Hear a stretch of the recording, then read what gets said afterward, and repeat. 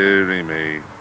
Every day the Top Gear postbag is filled to overflowing with hundreds of letters asking the same question. Why, oh why, oh why, when the speed limit in this country is 70 miles an hour, are car manufacturers allowed to sell cars which can go faster than that?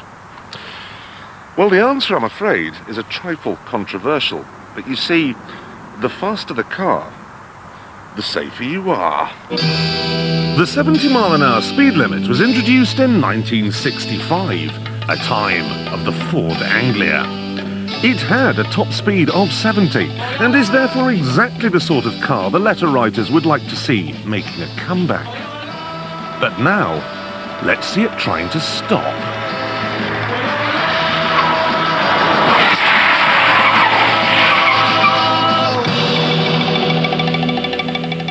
That is one of the scariest things I've ever done.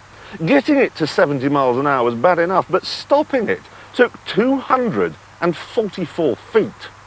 Now, that's exactly what it says it should take in the highway code. Look here on the back page. But then, the highway code was written at a time when everyone was driving around in Ford Anglias. The only thing this is good for now is clearing up the mess that I appear to have made in my trousers. How did anyone survive the 60s? Since the Anglia was pensioned off, cars have been getting a good deal faster. But that's okay, because there have been big improvements too, with brakes and tyres. 3, 2, 1, brake. Now, the Lexus is known to be one of the fastest stopping cars that money can buy, and it's certainly lived up to that reputation today. According to our computer figures, it went from 70 to 0 in 2.8 seconds. It stopped in 139 feet. That's 100 feet less than it should take according to the highway code. Unbelievable. Now, the Escort did it in 198 feet, kind of poor to middling. But we can't change the highway code because the Speed Kills lobby likes to drive round in 2-ton slow coach diesels like this Discovery, which took a staggering 224 feet to stop. That's 84 feet more than the Lexus. 84 feet. Big four-wheel drive cars undoubtedly have their place. It's just a bit further down the road than you'd like it to be.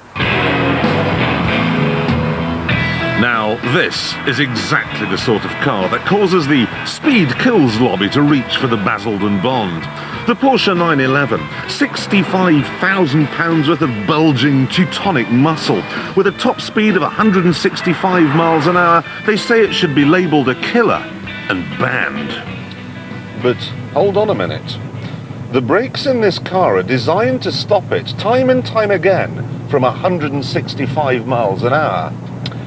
So let's find out what happens when we ask them to stop it from just 70. Ready? Build the speed up. Hold on to your hairpieces, everyone. Wow.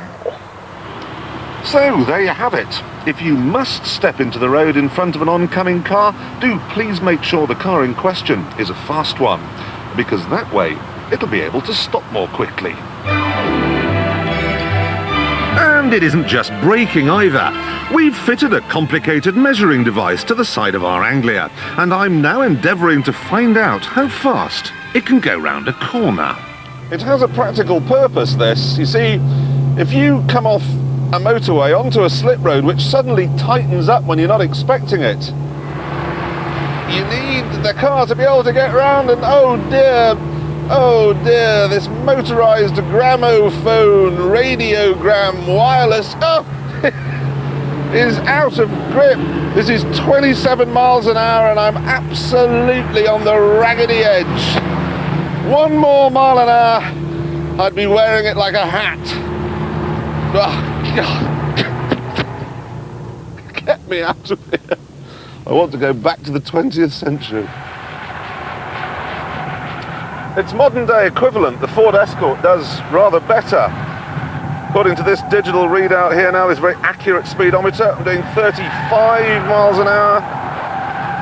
Build it up a bit, steering's gone light. I'm running wide. I'm in big trouble here. Oh no! Whoa! Murder! Blood! Spurt! Spin! Bent wing! Crash! Expense. Now the Porsche is happy to sail round this bend at 43, 6 miles an hour faster than the Escort. You see, because the Porsche is so powerful, they've had to give it weapons-grade suspension and huge tyres and gigantic brakes. If it were limited to 70, they wouldn't bother. I mean, these components don't come cheap. The tyre for an Anglia, 28 quid. The tyre for an Escort, 29 quid. The garden roller from the back of a 911, £294.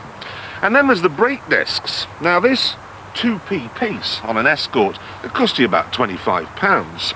This rather larger disc from a 911 costs about the same as it weighs, £105. The big question is this. Is it possible to buy a car which stops and steers as safely as the Porsche for rather less than £65,000? Oh yes. This is the Peugeot 106 GTI, a boy racer's dream come true. It has spoilers, alloy wheels and a top speed of 126 miles an hour. Now, of course, the people of Worthing would argue that this is way too fast for the sort of young man who can afford to buy it when he should be doing national service. It is, after all, just £13,000. It's a menace. It's wheeled ecstasy. Again, not so. Thanks to fat tyres, ultra-lightweight and standard ABS, it went from 70 to 0 in just 162 feet, 8 feet less than the Porsche. Round our handling circle, it could do 41 miles an hour. The 911, remember, could only manage 43. Now sure, it's fast enough to get you into trouble, but because of that, Peugeot has ensured it's nimble enough to get you out again. You have to be a complete idiot to crash this thing.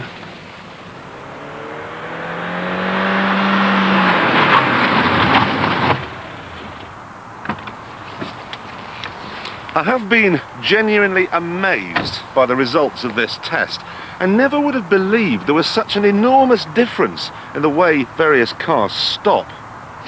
I don't know, maybe it's time to stop worrying about how fast a car gets from 0 to 60 and concentrate instead on how quickly it goes from 60 back to 0 again.